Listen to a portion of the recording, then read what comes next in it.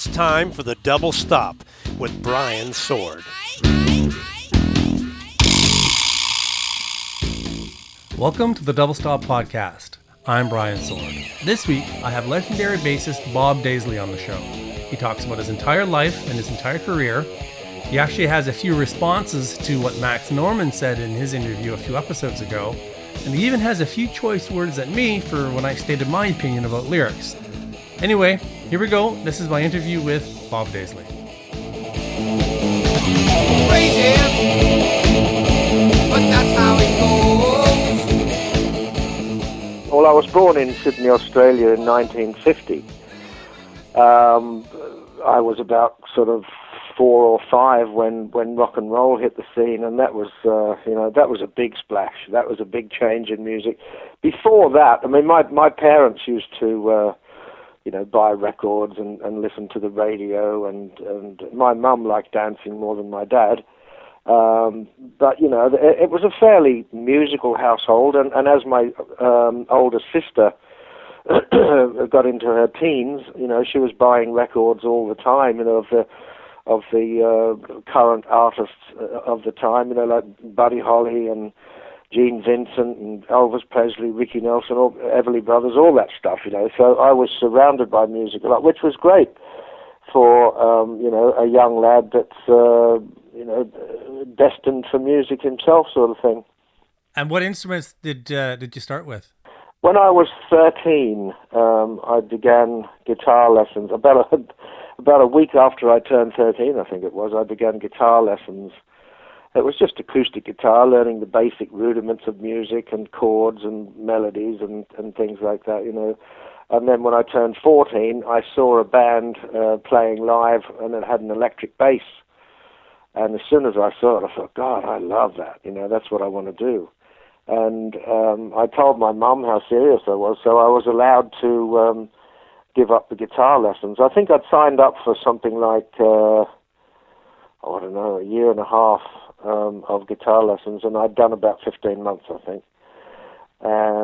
So my mum bought me a little Futurama bass and a little sort of, I think it was about a 15-watt amp to practice on, and I used to play along with my sister's records and that, So age 14, I heavily got into bass, and that's what I've stayed with.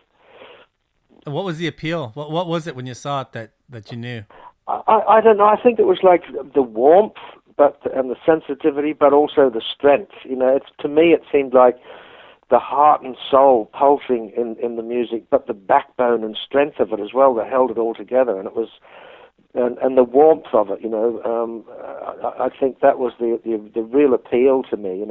I was never one for wanting to be a front man or a star guitarist or or a singer out front or any of that. It was just I was really in it for the music. I know at the time there were lots of and just after that we had the British invasion, of the Beatles and Rolling Stones and Kinks and Searchers and all those bands that came with it, and that was wonderful stuff.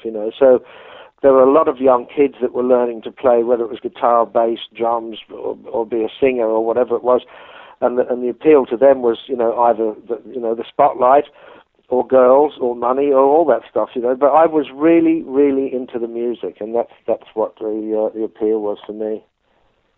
Were there any particular bass players that you drew inspiration from? Oh, when I was very young, definitely Paul McCartney, because I love the sort of how he used to complement the song, not sort of get in the way of the song or get in the way of the music, but complement it, but in a melodic way. It was in his very early days, it was quite simple, but as he progressed, his melodic bass lines were just magical, I thought.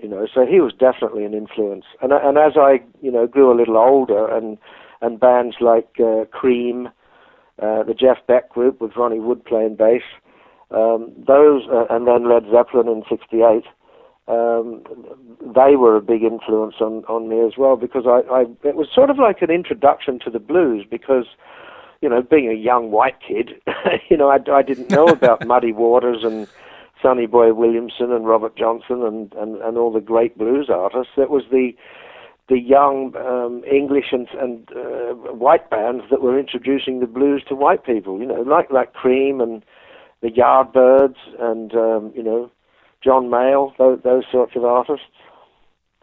But I was very interested in anything that was blues orientated, blues influenced. Hendrix, Cream, Zeppelin, all that stuff.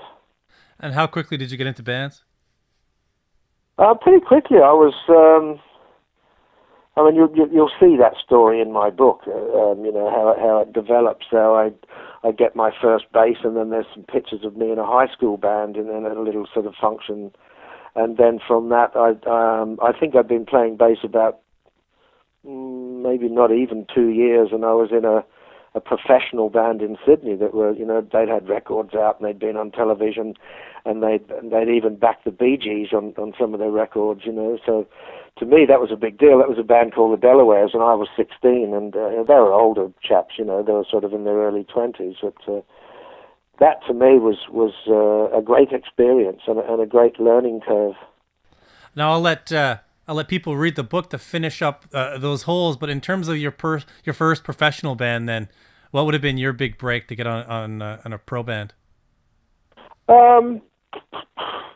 Not long after that, I was in a band in Sydney that had a couple of hit records, and I was still only 16, and they were called The Throb, and they'd had a couple of hits. And then after the following year, when I was 17, I ended up in a band called Barrington Davis and the Power Pact, and they'd had records out and been on telly, and it just, gradually went from there, a gradual progression sort of thing, of climbing the ladder, getting more and more experience, more playing experience, more and more practice by playing along with records, but also playing live, and it was sort of gradual development, Now, when you were in Widowmaker, that was on Jet Records. Would that be how you got your introduction to Ozzy? Yes, that's a big jump forward, but I left. There's quite a complicated story on how I left Sydney in 1971. I'd love to hear it. That's quite a long story, but it was sort of like, I don't know. I was destined. It was fate that I should end up there, and I had. It seemed like I was on a mission, because the band that I was in at the time in Sydney in 1970 into early 71 was a band called Carvas Jute. That's Kahvasjute, and that was a very heavy progressive rock band, and we're doing quite well. I had some things to deal with, and I left the band, and then they went to London in 71. I think it was in about May 71. And they phoned me up from London after they'd been there about a month or so, and they said, well, look, we've worked with some bass players. The band doesn't sound quite right, doesn't sound the same without you. Would you come over here and rejoin us? And I thought about it, and I thought, well, I've got nothing to lose, just do it. So I sold my car, I got my passport together, I had enough money for a ticket, and I think it was about 2 days before I was supposed to leave, and they phoned and they said, oh, it doesn't matter, we found someone.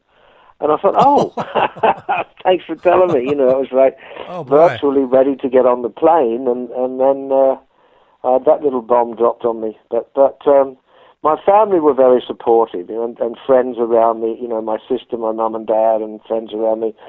They just said, look, in my father's words, he said, fuck them, just you get over there and you do it, you show them how it's done. So I ended up 2 days later on a plane by myself. As I was going down the runway on this plane to London, I thought, God, what have I done? Yeah. But I knew someone there, a guy called Clive Coulson, and he was working with Led Zeppelin at the time. I think sometimes he was doing out front sound and stage management and all that sort of stuff, and he lived in London, and he put me up for a couple of months, and then he ended up connecting me to Stan Webb, that had a blues band in England called Chicken Shack, which was quite a big name band.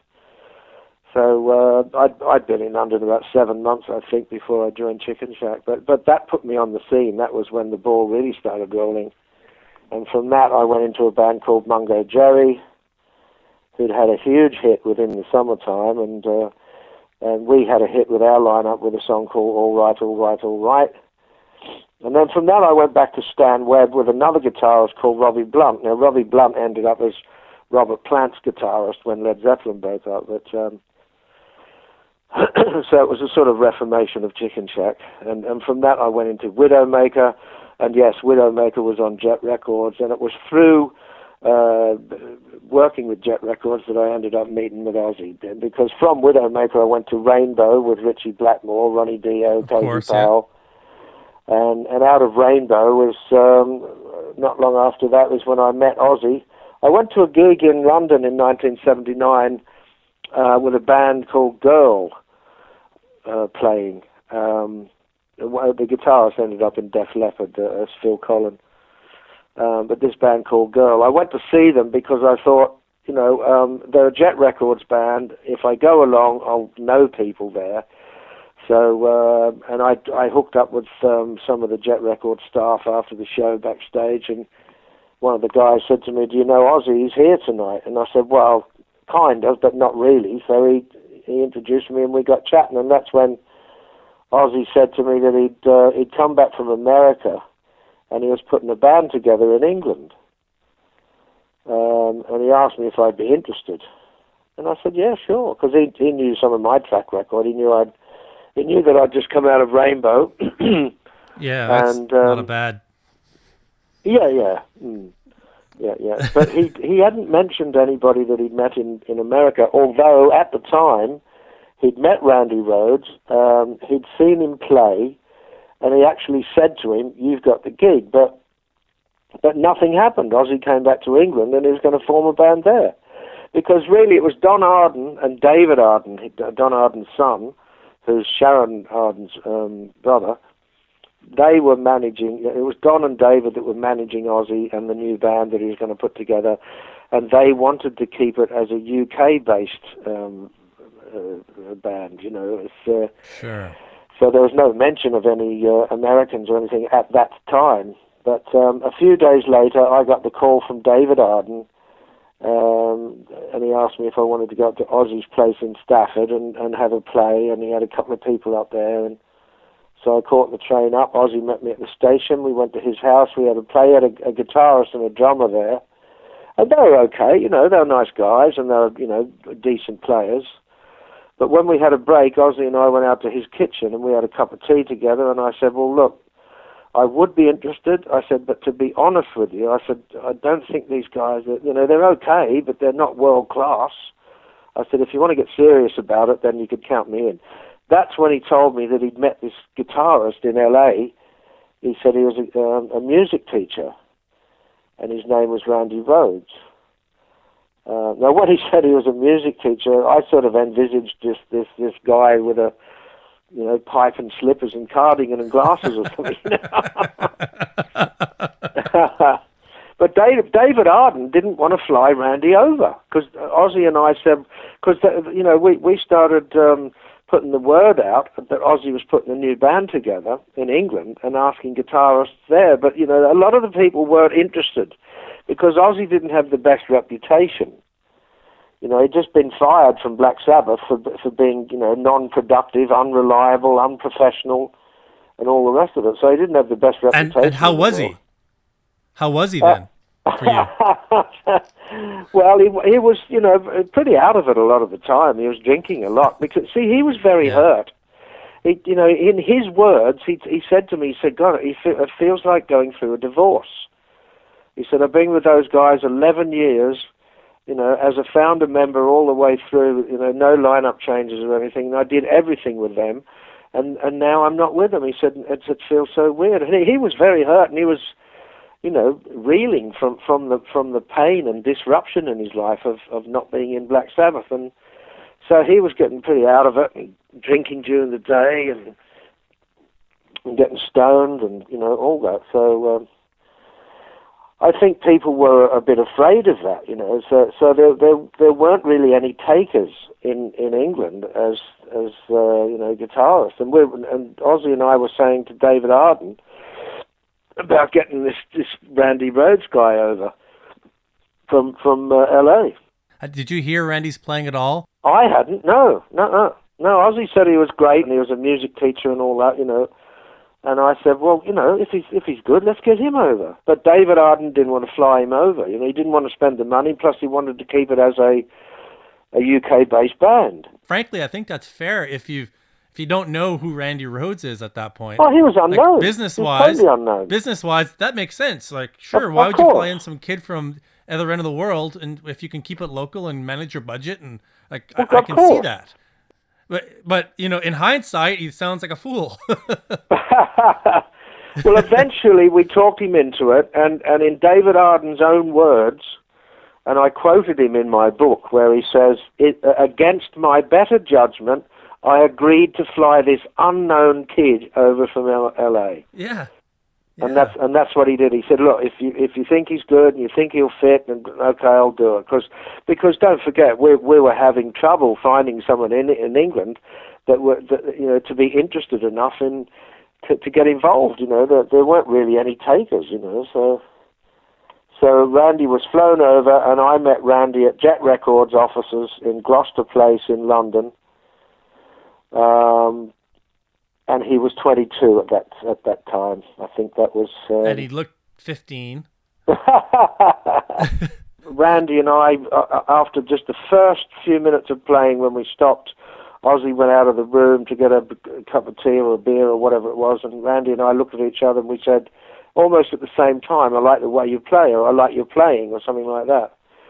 And Randy's brother, Kelly Rhoads, he still talks about that story. He said that's because when I told it to him, he said, Randy came home when he came back to LA, that year. He said, Randy came home and told me that same story. So, we kind of made an impression on each other, and we knew it was going to work. It just clicked, and the three of us began writing, song ideas, getting musical ideas together, and auditioning drummers at the same time, because we thought, if we're going to start writing stuff, we're going to have to record. We want to get a drummer ASAP. But God, the ASAP turned into a long time. It was like drummer after drummer after drummer. Some of them were, there wasn't Mr. Right. It just didn't quite happen. The playing wasn't right, or the personality wasn't right, or we just didn't click with them, or whatever it was. And by about March the next year, in March 1980, we had one guy left to audition, and then Jet Records were screaming for a product. They said, "Look, if you don't find the guy to finish the formation of the band, then we'll have to get someone in just as a sort of guest drummer or a session player. Maybe Cozy Powell or somebody like that. But we didn't want any session players. We wanted to finish off the last piece of the puzzle of the band, but we had one guy to audition at Shepperton Film Studios, and that was Lee Kerslake, and he'd come from a band called Uriah Heep, and I think he had a tape of a couple of the song ideas that we'd been working on. And I remember the first thing we worked up with him was I Don't Know. And as soon as he started playing, about sort of 30 seconds in, Randy and I looked at each other, and it was an instant sort of, where the fuck has he been? Where's he been hiding? Because he was perfect. As soon as he started playing, this is the guy. This is the guy we've been looking for.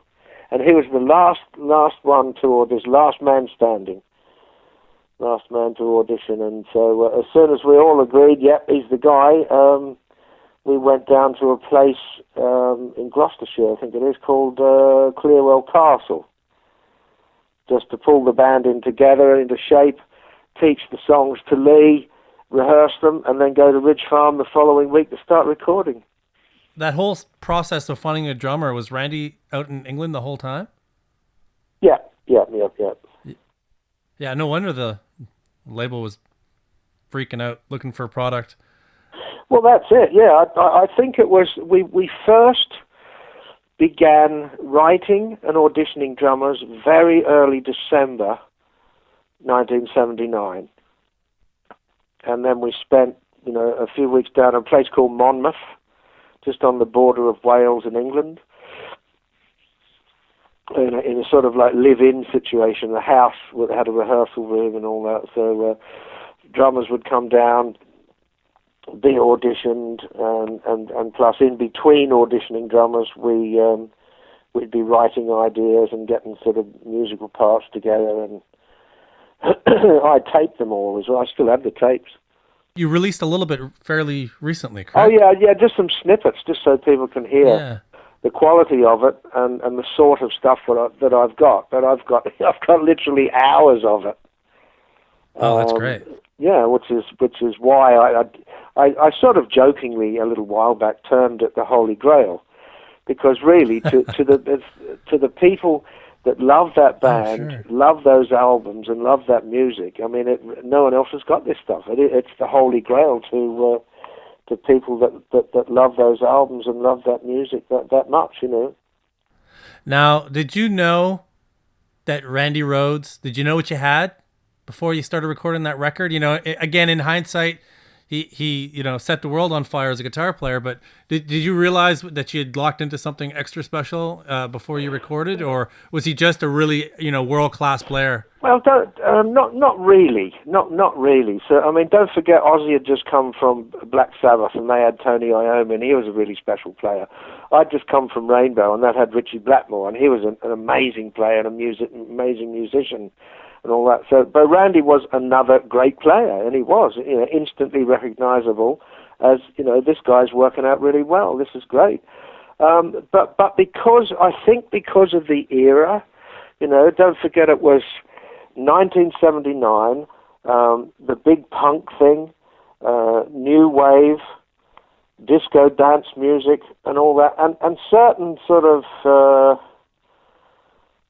I suppose, genres of rock were considered a bit dinosaur at that time, and, it was like, Uriah Heep, Rainbow, Sabbath, even Zeppelin, that's old hat, people were listening to all this new punk stuff and new wave stuff and disco dance stuff and that, so it was, we didn't know how it was going to be accepted, all we did was like, this is what we do, we'll do it the best we can, and if they like it, they like it, we weren't looking to make a hit record or have a hit album or play what was in vogue or get into the charts or whatever. We just thought, well, this is what we do, and we'll just do it the best we can, and that's what we did, But it was during that time at Ridge Farm when we were recording, it was a bit sort of like you'd listen back and you'd live with it a little while after you'd done it, and you'd hear it back again, and you'd hang on, there's something going on here. It's a bit like that, like there is something special about this. This is working really well. And it was a bit like that, So, but even when it was released, we didn't know how it was going to be accepted, because tastes, especially when people are influenced by what's in vogue and what's hip or acceptable at the time, we may have thought it was great, and other people might have thought, nah, it's old hat, so we didn't really know. And in terms of the, gotta ask about the lyric writing, how much of those lyrics did you write on that record? On those two albums, The Blizzard of Oz and Diary of a Madman? Yeah. Oh, probably more than 90%. I know that lyrics aren't that important to you, apparently. Well, I listened to your Max Norman interview, and you were talking about songwriting and all that. But I first of all, I don't think Max quite got the songwriting credits correct when he said, Ozzy should be credited to at least 50% on those songs. Well, no, he came up with the vocal melody, and that was it. I mean, what the other thing that Max said is songwriting credits come down to lyrics and melody. Yeah, I hadn't heard anybody say that before. What's your take on that? It's an old rule in the old school, like sort of 20s, 30s, and 40s. That was how. Yeah. But music was written in a different way then. It was like. The melody really comes from the music anyway. Ozzy didn't come up with any melodies before we had music. It was always his melodies followed our music. But in the case of, if I wrote the lyrics and Ozzy came up with the melody and that's the song, what about poor Randy? What about his amazing riffs and his amazing structures and all that? You know, it kind of leaves him out of that. So that and the way you could get people like, say, Richie Blackmore. You know, Ian Gillan came up with the vocal melody and lyrics for "Smoke on the Water." Okay, that's his song. How about the riff of "Smoke on the Water" that Richie came up with? And so it doesn't quite work like that, the way Max described it. So it's you know, it was Randy and I were putting the music together. Ozzy would sing the melodies over our music, and that influenced his melody. And when he had a melody and phrasing, which was good stuff, you know, his melodies are good and his phrasing's good, you know. And then I would write lyrics to his melodies and phrasing. Occasionally he'd have a title, or occasionally he'd have a line or two in a song, but the majority of it was I wrote. But I know, I don't know what you were thinking when you said, oh, but the lyrics aren't that important as long as the music's there. But I mean, if you took a song like Crazy Train or Revelation Mother Earth or Mr. Crowley, and you had lyrics that were corny or soppy, you know, like "Baby Don't Leave Me" or "I Love You, Baby," and that, do you think those songs would hold up? I doubt it. I don't mean to say that lyrics are not at all important, you know. And you look at Ozzy's more recent records, where it really seems like he's writing some lyrics, and you compare that to lyrics on the early records, and it's night and day in terms of complexity. Oh, of course. But I think really, if you know, whether it's on a conscious level or maybe deeper on a subconscious level, lyrics do affect people, even if they're not consciously aware of it. You know, at the time as they're listening. You know, some people you'd say, "What? Sing along with this," and they say, "I don't know the lyrics," and they may not know. But the general feel of it is important because it creates a mood. You know, and I was very aware of that when I was writing the lyrics, of what sort of mood to create. Because I was thinking to myself, well, you know, Ozzy's come from Black Sabbath, and I've come from Rainbow, and they're all heavy bands. This has got to be, and I wanted to be, you know, not cliche, because there's so many. I've got nothing against a good love song, but there's so many songs out there that are just about, you know, "Now that I've found you, baby," or "Please don't leave me, baby," or "Now that you've left me, baby," whatever, you know. And I wanted to make it different to all those. I wanted to make it a little bit unique. So the subject matter I really carefully chose.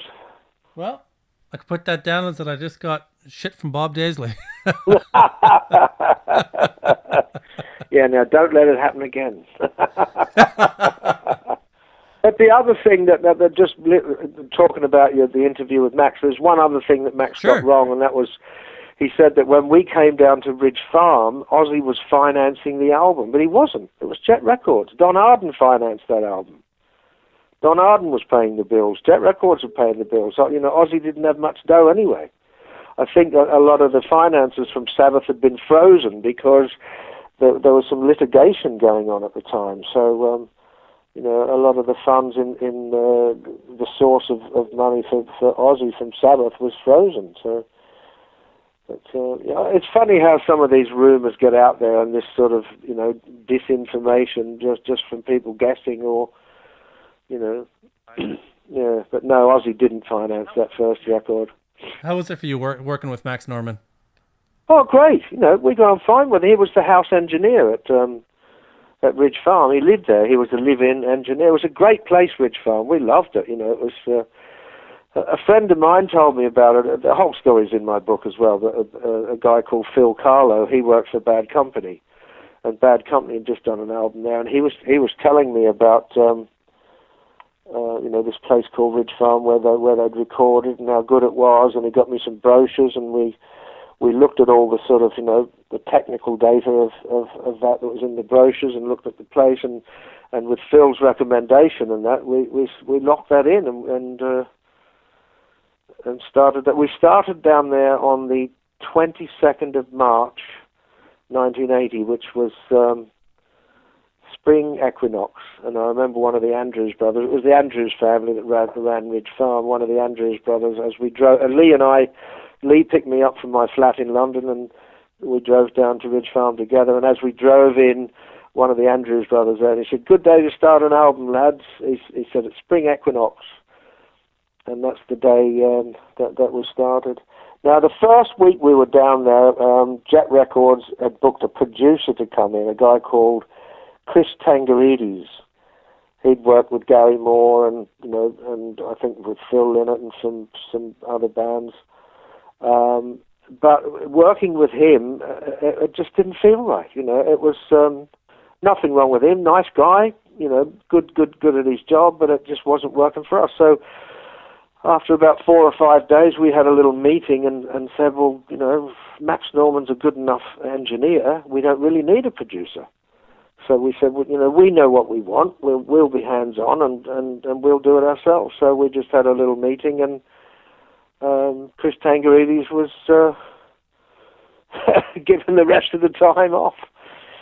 And he went home on that's the following Sunday, and that was it. And then we started in with Max from scratch again, and started re-recording, moved amps around, moved the drums out of the stone room up onto the floor, and there's all the photos of all those situations in my book as well.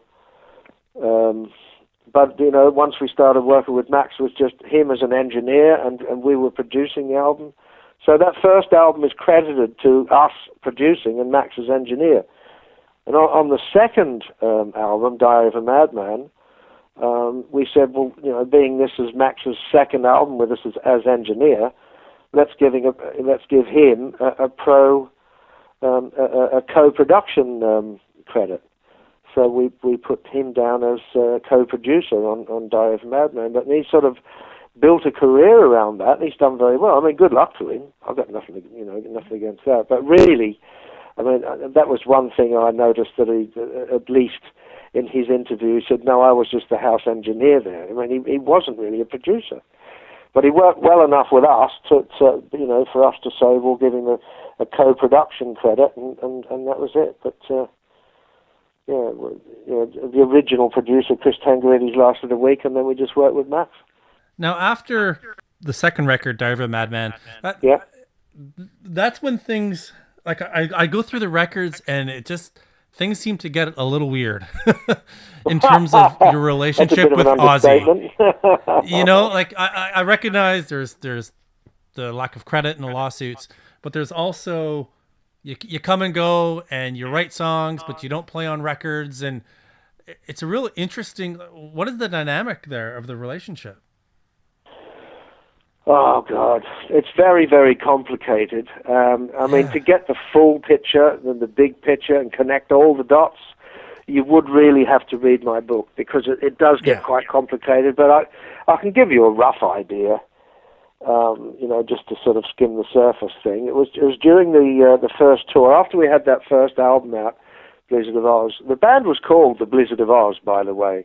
This was not a solo Ozzy Osbourne project. How they, try to rewrite history and say it was a solo record. No, it wasn't a solo record. It was a band called the Blizzard of Oz. And we worked well together. And that first album was supposed to be just called the Blizzard of Oz after the band. But the record company put in big writing Ozzy Osbourne, and in smaller writing the Blizzard of Oz, which made it look like a solo album by Ozzy Osbourne called the Blizzard of Oz, which was bullshit, So the second album, Diary of a Madman, should have had Diary of a Madman by the Blizzard of Oz. But during the tour, after the first album was released, during that UK tour of that original lineup, it was Sharon and Ozzy started asking me about, because that's where Sharon came in. She came back from America after we'd done the album, after we'd done the rehearsals, that we're ready to go on the road. Sharon came back from America, and she took over the day-to-day business. She was tour coordinator, that's all. It's even in the program. There's a picture of the program in my book. She was tour coordinator, so she came on the road with us, and that's when Ozzy and Sharon hooked up, and that thing started happening. Because Ozzy was still married to Thelma at home with his, wife and kids and all that at that time. Yeah. But their thing started up, and the pair of them, Ozzy and Sharon, they started pulling me aside after the gigs and on the road and that, and saying, let's get rid of Lee, let's get Tommy Aldridge. And I said, why are you trying to fix something that isn't broken? Lee was working perfectly. The album sounded great. He fitted in. It was just part of the band. And I said, no, I can't agree to that. So I kept on saying no. And then one night they took me to a Gary Moore gig in London at the Marquee. I think this was just after our tour finished. And Tommy Aldridge was playing with Gary Moore. And after that Marquee gig with Gary Moore, again, Ozzy and Sharon said to me, oh, isn't Tommy great? I said, yeah, he's a good drummer. I said, but so's ours. I know, it wasn't any sort of like blind loyalty to Lee or anything. I just couldn't agree to, make it a mistake. And I thought it was a mistake. I said, it'll ruin the dynamic of the band. It'll ruin the chemistry. This is working. Let's leave it. Don't fix something that's not broken. And then we went and did the Diary of a Madman album, and Lee, proved himself again. But at the end of that recording of that album, before it was even mixed, we were supposed to go to America and start the tour just after we finished recording, and then mix the album in America. But I got a phone call from Sharon saying, you and Lee are out, And I said, oh, really? We'll see about that. So we didn't start a lawsuit straight away. And Sharon got in touch with me about 2 months after Lee and I had been ousted. I think it was right at the beginning of June. She got in touch with me and asked me to have a meeting with her. And when I went for the meeting with her, she asked me to come back and work with Ozzy and Randy and Tommy Aldridge to do a third album. So, that was their way of getting rid of Lee and keeping me, was get rid of both of us and then ask me back 2 months later, So I thought, well, I'd like to do a third album with Randy and Ozzy, and, I didn't like the idea of doing it without Lee, but, I had to consider all things, and don't forget, at that stage of the game, those two albums hadn't really done anything. Right. So, that's true. So there was supposed to be, in 1982, there was supposed to be a third album. See, Lee and I went and reformed Uriah Heep with Mickey Box, and that was going great guns. We were doing well with that, but I was going to do the third album with Ozzy and Randy and Tommy Aldridge in 1982, after they'd finished their tour, through the through the mid of 1982, the latter part of 1982, we were going to do the third album, but Randy got killed in March, so that was the end of that. We ended up doing that third album in 1983, the following year, and that was with Jakey Lee. Yeah.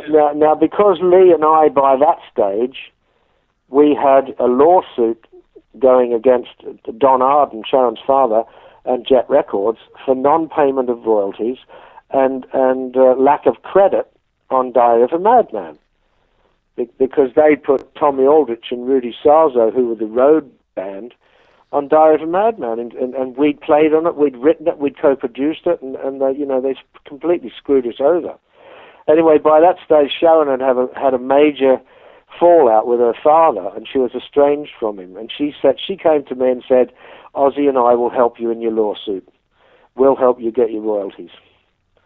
And so we had the lawsuit against Don Arden and Jet Records. Ozzy and Sharon had met with our lawyers, had documents drawn up and all that. So naturally, when she said, come and do the third album, and they were helping us, that's why I went back to work. That makes total sense.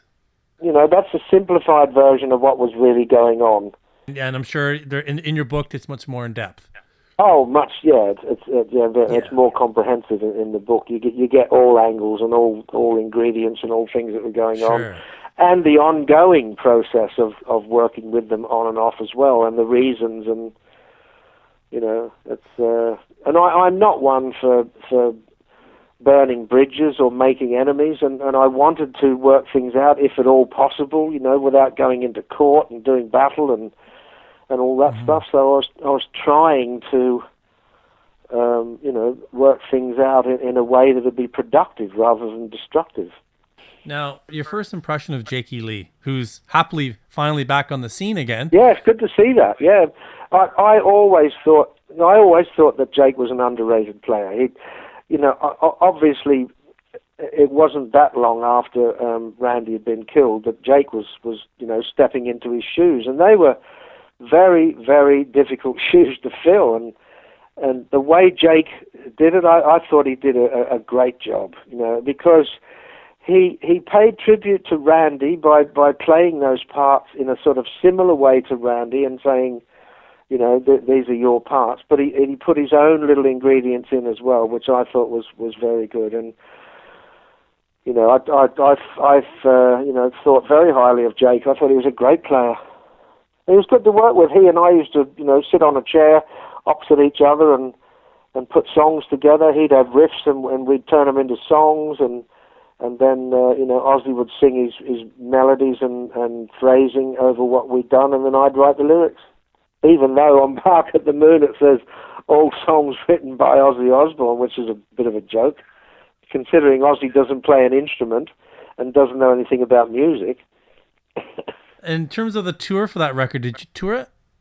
Oh, yeah. Yeah, it was a world tour. Yeah, it was England, Scandinavia, Europe, America, Japan. And how was Ozzy on that tour? Was he still in mourning, or was he keeping it together? Oh, God. No, he wasn't really keeping it together. I mean, keeping it together enough to get on stage and do the gigs and all that. But he and Sharon used to fight a lot, and there was the squabbling and bitching and paranoia. And, I think Ozzy was still suffering from his divorce as well, from his losing his family and house and wife and all that stuff. But, a lot of the time he wasn't in a good place, and a lot of the time he drowned his sorrows in drugs and alcohol. There's plenty of stories in my book about all that. I liked Ozzy. Ozzy and I got on really well together. We were always sort of mates, and we used to have such a good laugh. And he's got a great sense of humor, and we had a similar sense of humor. And it was a shame that it had to end the way it did, because it was just through greed. On The Ultimate Sin, I'm fascinated by the fact that you wrote so much of it and you didn't play it all. What happened? Well, Ozzy and we were in Palm Springs with Ozzy. He was in the Betty Ford Center for drugs and alcohol abuse, and he was trying to get clean. And Jake and I were, and Tommy was there as well, and Jake and I were sort of starting to write songs for The Ultimate Sin and putting ideas together. And then Tommy Aldrich fell out of favor again with Ozzy and Sharon, and he got the elbow, and he went to work with Whitesnake, and then we started auditioning drummers in LA. Then we went back to London, carried on writing, and we had a short list of drummers. But the record company asked us to demo, I think, 4 songs one weekend, just to see what we had so far, sort of thing, and we had a drummer at the time called Jim DeGrasso, and he came in with us, and we did the 4 songs, and during that time, while we were writing in the rehearsal rooms and that, Ozzy didn't show up a lot of the time. I don't know if he went off shopping with Sharon or whether he was hungover or what it was, but Jake and I were sort of putting the stuff together, and I was writing some lyrics, just sort of makeshift stuff just to put together, just to record. But Ozzy didn't show up a lot of the time. Some days he'd come in late, other times he didn't come in at all. And then at the weekend we had just, the 2 days to record the 4 songs and mix them and make them sound decent enough to present to the record company. But Ozzy started getting stoned and drinking, and then he started wanting to make changes to the songs, and he was getting confused, and he was out of his head. And I just kind of lost it a bit with him. I said, Ozzy, maybe you should have come to rehearsals if you're getting, if you're unhappy with parts of the songs, or you want to start making changes, or you got second thoughts, maybe you should have come to rehearsals with the rest of us. And and worked on them, but he didn't like that. And then a bit later we went out for something to eat, and he said something that pissed me off, and I called him an idiot. And he said, "That's it, you can fuck off and take that fucking Jake with you." I don't know what Jake had done, but he told me to fuck off and take Jake with me. But the next day we went down to the rehearsal room, and then he didn't show up, and then the phone rang, and it was Ozzy, and he says to me, "We can't work together anymore." And I said, "Okay." So I went home, and about a month later, I think it was, they got Phil Soussan in on bass, and they had Randy Castillo on drums. I didn't think that was the best lineup, but they were getting on with it. And then Ozzy phoned me and he said, "Can you write the lyrics for the album?" I'd already co-written the music with Jake. Oh wow, that came after. Oh yeah, we had the music together. Jake and I had put the music together. We'd had the songs. Ozzy had vocal melodies but no lyrics.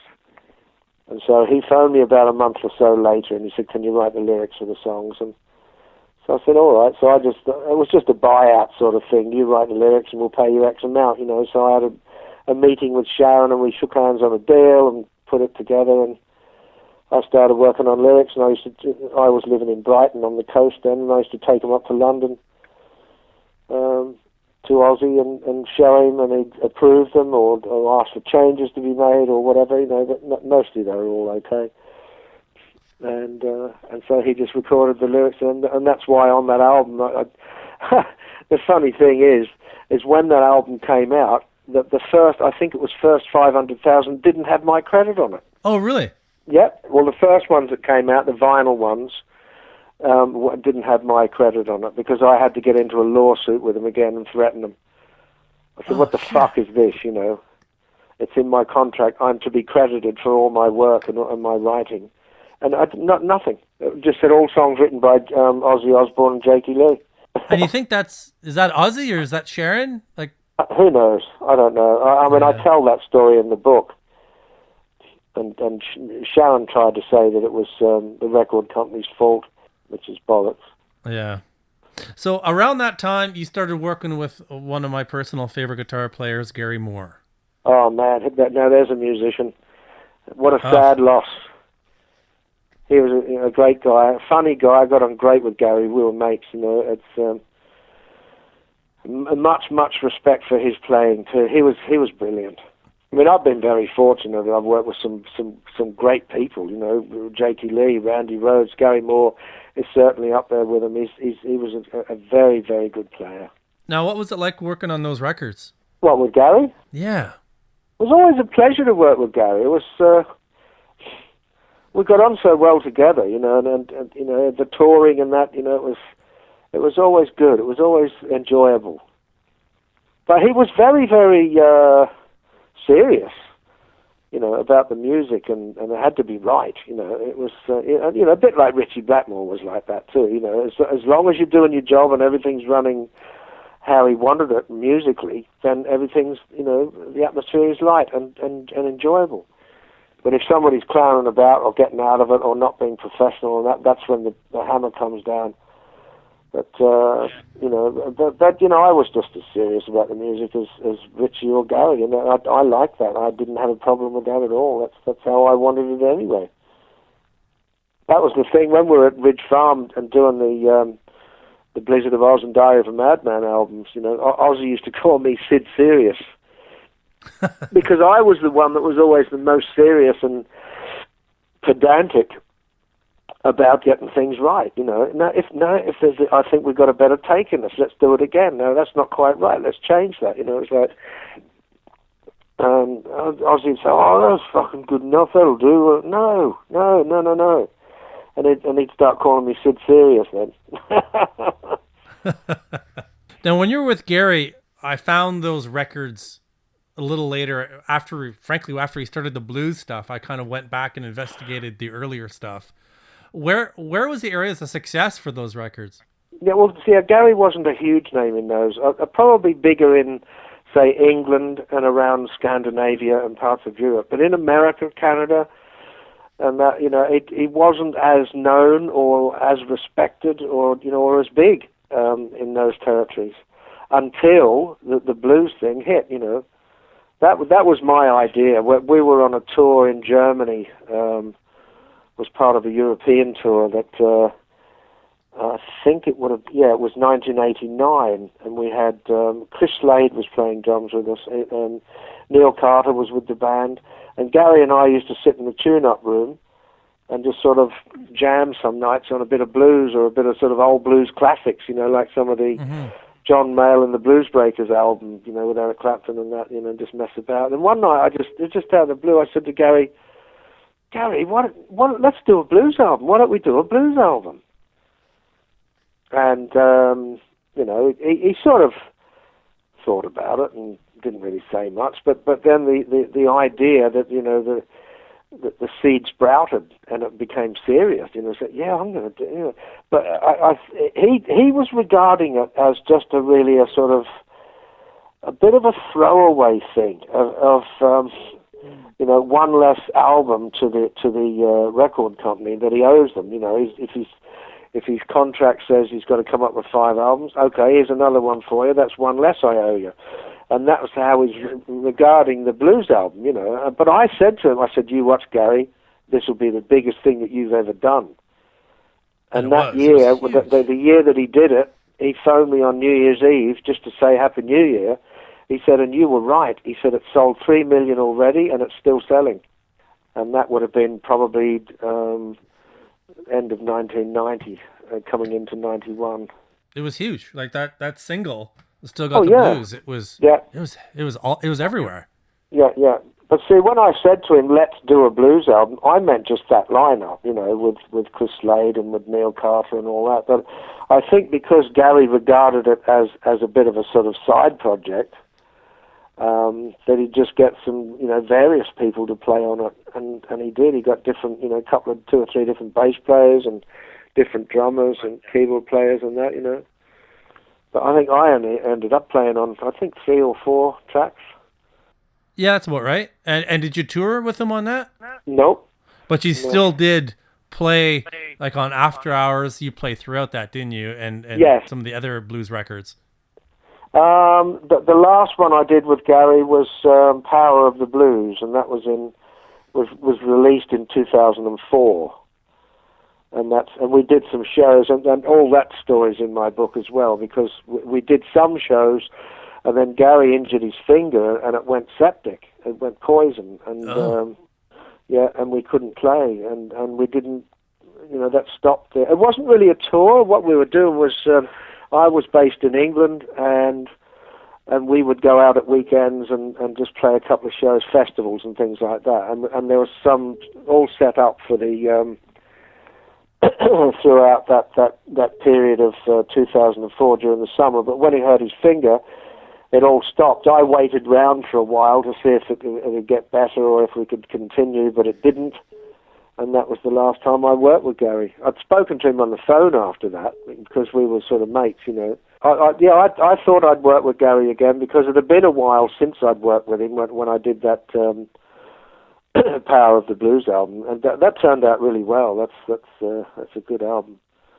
But I thought I will do another one, and then all of a sudden he died. So. Now I'm just going to jump back a little bit, and finish up the Ozzy stuff. For No Rest for the Wicked, again, you came back in. You didn't tour it, but you came back in. So even with the writing issues with Ultimate Sin, you still came back in. What brought you back? Well, I'd remained friends with Ozzy and Sharon, and I was always trying to, like I said, make peace and not go to war and not end up in court and all that sort of thing, So I used to sit Sharon down and I'd talk to her and I'd say, look, it would really mean a lot to me if you can get the credits changed on Die of a Madman. I played on that. I wrote all that stuff. I co-produced it. Can I have my credits? And I'll look at and I'll make some inquiries. And there was always sort of like flimsy promises, but it didn't happen. But I was always trying to at least do it that way. And they did fix the credits, obviously, on the Ultimate Sin thing. It was only the first shipping that went out, the vinyl ones that without my credit, and that did get fixed. So I was living in hope that maybe Diary one day would have the credits fixed as well, but that didn't happen. But yeah, I got a phone call with from Ozzy and Sharon saying that he was doing this No Rest for the Wicked album, and then later No More Tears as well happened again, But you see, with No Rest for the Wicked, I'd been working with Gary Moore.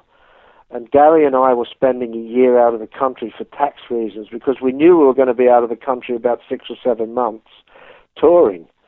So if we just did a few more months, I think you were allowed into the country for 62 days. That's 2 months. So if we were going to be out for 6 or 7 months anyway, so we said, okay, if we stay out the extra 3 months, we'll have a tax-free year. So we did that. Mm. And I was looking for things to keep me out of the country to earn and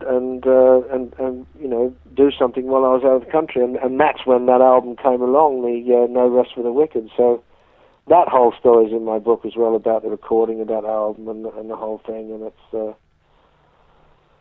that was actually a good and an enjoyable situation. That it worked well for me. Same as with No More Tears. No More Tears, I just got a call out of the blue. We're going into the studio. Ozzy's not happy with the bass player, which was Michael Inez. Michael Inez is a decent player, and he's a very nice guy. He's a gentleman. But Ozzy wasn't happy with the way that things were sounding, so he called me in, and I just played on that one. I was going to be writing lyrics for it, but there's a whole story about that in my book as well, about how I was asked to do the lyrics, and then all of a sudden I got my ticket home, and that's how they work. Well, can you explain to me this one little detail that I've always been a little bit baffled by, which is Michael Inez, bass, inspiration, and musical direction? That was to put his name on the album as a credit because he was still in the band, but he didn't play a note on it. So, bass inspiration, I mean, what is that? Did I copy what he did? No, I didn't. The riff from the actual song, No More Tears, was his idea. Da-da-ding-ding, da-da-ding-ding, da-da-ding, da-da-ding, that thing, that was how Michael Inez started the song. So, but I did a little variation of that, but I didn't listen to anything else that he did. I'd asked for tapes of the songs without bass, so I'd write my own parts to all the songs. Yeah. Except for that, because it was a little intro thing, so I kind of used that. But I mean, you could call that bass inspiration, I suppose. But I don't know, musical direction. I don't know, but then they did I was asked to do the video to promote it because I'd played on the whole album. Michael Inez didn't play a note on it. He used to come into the studio and watch me record. It was very nice. He was polite, because I was sitting there like kind of in essence doing his job. But he was always very nice and polite and gentleman, and when we got on fine, he was a nice guy. I have a lot of time for Mike because he's a decent person. When it was all done, I was called back in or was getting lined up to do a promotional video for a couple of the songs from that album, and then it was someone else that came in, and they just used someone else to. Probably Michael Inez came in too, because he was still in the band. It was him. Yeah. So he'd be in the videos. The same with Geezer Butler. When I did the No Rest for the Wicked album, I was informed during the recording of the album that Geezer would be on the road promoting it. And I said, well, that's okay, because I'd been on the road a lot that year. I'd done extensive tours with Gary Moore. I'd done a lot of recording with a lot of people. I did stuff with Bill Ward, with Yngwie Malmsteen, and then I was doing that album with Ozzy. And I thought, well, that's enough. I need to go home. I need to sort of, put my feet up for a while. So when they said that, we're going to use Geezer on the road, I said, that's fine by me. That's fine, But you see, when they did the promo videos for the songs on that album, that it was Geezer in it, which made it kind of look like, oh, here's Geezer playing on the album, but he didn't. He didn't play a note on it, on any of it. The No Rest for the No More Tears, I'd always thought that you played on 2/3 of it, and then Mike Inez played on a few songs. I had no idea that you did all of it. No, I did all of it, all the tracks. Oh, amazing. Yeah, I think at the time there were 13 tracks, and I did the lot. I don't understand why, in terms of the songwriting credits, it seems that outside of the first 3 records, Yeah. everything is pretty credited. You know, Ozzy puts himself first, so be it. But what is it about the first 3 records that they refuse to properly credit when they do it on the rest of them? I really don't know. They've had every opportunity over the years. It's not like there was one lot of those albums that went out and that was the end of them. You know, they've been reissued and reissued and reissued. You know, remastered, and first from vinyl to CD, and then a remastered CD. And then when they took us off those albums and used 2 other people, that was a fucking joke. I mean, what a joke that was. That was something else that Max Norman didn't quite understand. He said, why did they do that? Because the songwriting stayed the same, but it wasn't about songwriting. The reason we were suing them at that stage was for performance royalties. You see, there are 2 lots of royalties, or 2 main lots of royalties. Anyway, there are other royalties, but the main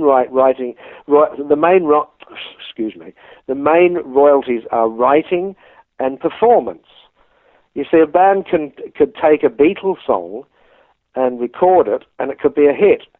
Now, the writers would be Lennon and McCartney. They get the writing royalties. The performance royalties would go to the band that recorded it, you see? Right. Or if a singer, woman, man, cat, dog, whatever it is, if somebody records somebody else's song, they get the performance royalties, and the person who wrote it gets the writer's royalties. That's the publishing. You see, so we had been getting the publishing royalties, that is for the writing, but we never ever got our performance royalties, you know, for playing on them. And they try to rewrite history by saying, no, that was a solo album by Ozzy and you were session music. Bullshit. That's bollocks. You know, that's just an out-and-out lie. We weren't session musicians, and we were, you know, the contracts were, well, I won't go into it now, but the whole story is in my book about what happened and how they went back on their word and how the contracts weren't signed and all that stuff, you know. But we didn't get our performance royalties, and we were owed a lot from that. So Don Arden was going to help us because he knew that was Sharon's father, and she still hadn't spoken to him for about 18 years. And in the year 2000, Lee Kerslake and I had a meeting with Don Arden, and he said, I'll help you. He said, I'll get you royalties. But then, all of a sudden, Sharon made up with him, and then he changed sides and screwed our case. So that's all in the book as well. And you look at that from the fan perspective of having those tracks replaced. Holy hell, did the fans lose minds. They were pissed. I tell you, what an insult that was to everybody. I mean, obviously, Lee and I expected to be insulted because we were the ones suing them. But what an insult to Randy Rhoads to put his playing with 2 other people that would make his playing sound different. Yeah, exactly. And what an insult to the record-buying fans that loved that music, loved those albums, and they're the ones that support everyone. That's what the music's all about, the music lovers and the fans. And yet they stuck a finger up at them and said, we'll do what we like. Oh, man, did that backfire. People hated them for that. You know, they shot themselves in the foot big time on that one. Oh, totally. And I don't think they've ever, even though they've put it back out with the original tracks, I don't think, there's a lot of fans who still haven't forgiven them for that. Rightly so. I think it's unforgivable. And I don't know of that ever happening before. Like, I can't think of another time that that's ever happened. That you've gone back 20 years later, 30 years later, and re-recorded tracks. Oh, you know, it's unbelievable. So silly. It's just such a stupid move. Idiotic. There's one other band, one album that I see on your list of albums that you've worked on, and they're in the news these days. That's Rat, because their singer just left again. But you worked on Warren Dermatini's solo record, which I think was a Japanese-only release. Perhaps there's a few other territories. How did you get involved in that record? I'd known Warren from. He used to travel on our bus sometimes when we were on tour with during the Bark at the Moon tour. Jakey Lee was mates with Warren. I think they came from the same city. I think it was San Diego. Yeah, they did. Yep. Yeah. And so Warren used to travel on our bus sometimes, and I kind of knew him from that tour. And when I was in LA, Warren and I always got on well together. And he said he was doing a solo album. And we got sort of writing some ideas for it, and it just developed from there. Because I was spending time in LA doing other things, and then Warren, asked me to play on it and co-write with him, and I did. And it worked out very well. I like Warren. He's a very good player, and he's a decent chap. And that album, it's called "Crazy Enough to Sing for You." That's right. Yeah. And I enjoyed doing that album. It has some nice moments. And now, what's next for you? At the moment, I'm looking at trying to get the Holy Grail released, but it needs, because they're rough tapes. It's just taped in a rehearsal room on my little tape recorder, but the quality's actually pretty good. People have heard those snippets. It's all quite good quality, but some of it needs editing. There's like a space of just the amp sounds, or a space of nothing, or things that need to be edited out, and then I've got to put it in order, and then I'll probably have to do voiceovers for here we are in this place and this is the era, or whatever, that sort of stuff. So I'm sort of compiling it, and it's all been transferred from tape to digital. But now I've got to put it in order and do the voiceovers, and then I'll have to look at artwork and maybe some photos and all that. So that may be next. But obviously I'd like to do some more music. So we were going to do another Hoochie Coochie Men album with John Lord, but he's another one that left us before. Exactly. Yeah. Yeah. All the good ones leave too the early. first album that we did, Danger, White Men Dancing, turned out really, really well, and John loved that, and I phoned his house in England, and his wife answered. Her name's Vicky, and she said, "Oh yeah, do another one of those albums. We love that," So it went down really well, and people liked it. So we were going to do another one, and then he was diagnosed and didn't last long after that, and he was gone. So, but the Hoochie Coochie Men may still do another album, and have other guests on it. But the idea then was to have another John Lord album, but that's that can't be now, which is very sad. Another great player gone. So, and I've also talked to Jeff Watson and Joe Lynn Turner about the possibility of doing another Mother's Army album, but we shall see. It's just that we're spread out, because Ainsley Dunbar's, I think he's in LA, Jeff's in San Francisco, Joe's in New York, and I'm in Sydney, so a little bit spread out. Obviously, with the way technology is, there are a lot of bands working distance, but that's pretty extreme. Yeah. There's nothing like having people in the same room and getting the vibes and getting the sort of the human thing into it. I know for sessions and that, sometimes people will send me a song and they'll say, "Can you play on this?" And I'll just take it into a studio, and they do audio files, send it to them, and it works fine, But I wouldn't like to do a whole album that way with, on distance. All right. Well, Bob, thank you very much for your time. This was a fascinating conversation, and I will in the future be very careful how I share my opinion on lyrics. Yeah, well, don't forget my book. It's called For Fact's Sake. Not for fuck's sake, for fact's sake, F-A-C-T-S. It's available at my website, which is bobdaisley.com, and later this year it'll be available through Amazon as well. But at the moment, it's exclusively available at my website, and it's a very good quality book. It's printed in England on best quality paper. It's hardback. It's a big, heavy book it's like 325 pages with over 480 photos in it. So and the photos are within the text. It's not like a photo section. And so if you're reading about Gary Moore or Randy Rhoads or Ritchie Blackmore, whatever, the photos are on the page as you're reading. So it makes for a better read, I think, that way. And it's turned out very well. So a lot of unseen photos in there, and a lot of never before told stories. And there you have it. That was Bob Daisley. If you want to get his book, it's available on bobdaisley.com, and it will be on Amazon later in the year. That's it for the show. We'll see you next Monday.